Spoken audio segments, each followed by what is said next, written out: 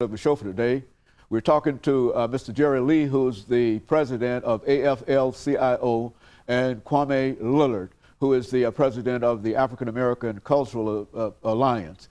And we're dealing with some issues that have developed since the recent General Assembly dealt with unions and with tenure and a number of other things. And of course, Mr. Lee, let's have you and Leo, let's start with you, because I think we promised we were going to open with you. I think we need to go back to what the young lady said about teachers and principals.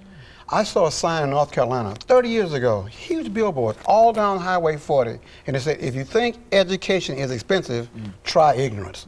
And right now, it seems like many people who are in that state capitol want to try ignorance, and we're not going to let them. Nobody I know, including that young lady or her mother, or any decent parent is going to let the legislator try ignorance on Tennessee. We're not going to stand for it. People are going to go down there on lunch hours. They're going to flood the emails. They're going to do whatever they can to make sure, as that young lady says, that we have to have literate people in our state who can read whether a fountain is black or white, who can read anything that requires that person to hold and maintain a decent job that will boost our economy. We cannot afford ignorance, because ignorance means that no job. Ignorance means people can come to our state and put all kind of economic scams on us, like that thing down there in Murfreesboro, that make-believe project that nobody did any research. That's ignorance. We don't want a working force that's ignorant. We want a working force that is something that's a prize for us, that can attract industry and create jobs. Bring those jobs back that Jerry talked about. That's everywhere except here. We can bring them back. We're going to bring them back, because we're going to have a reason for them to come back. We're going to have some smart, intelligent, efficient, loyal workers. As a matter of fact, as the president of the AFL, you've been accused of being the leader, Jerry, of this activity, bringing all these folks together. And I would be proud to take full credit for it, but there were a lot of people involved. Social media probably got 500 people there. People came from all over the state. Other groups participated in the planning. And not only union groups, but community groups and faith-based groups. So it was a real coalition of people, and I think they're all trying to say we're fed up and we're not going to take it anymore.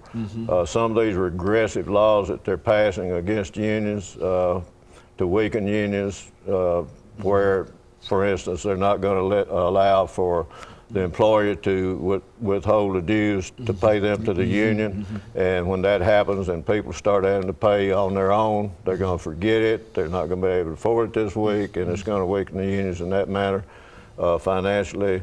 But they're also trying to take away their right to collectively bargain the terms and conditions of their employment, and it's just unconscionable. We've had those rights. Now, public employees don't really have the right to collectively bargain a contract.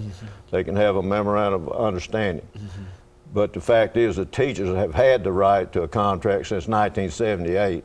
And I think our schools have done very well under that contract and under those conditions. They're trying to say that other teachers that choose not to belong to the union are not represented. That's not true. The union represents every worker in this state. It's a right-to-work state. People that are in the union in Tennessee are there because they want to be, not because they have to be. And they remember things like not having weekends off. They remember things when their boss could fire you on the spot. That's right. When they remember when somebody that age of that child had to work. Now that's what unions brought to America.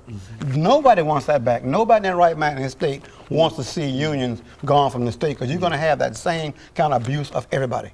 And nobody's going to take it. Now, everybody who's listening to your show ought to decide how many hours this coming week they're going to devote to figuring out who to call to talk about this union-hating, busting attempts by the state legislature.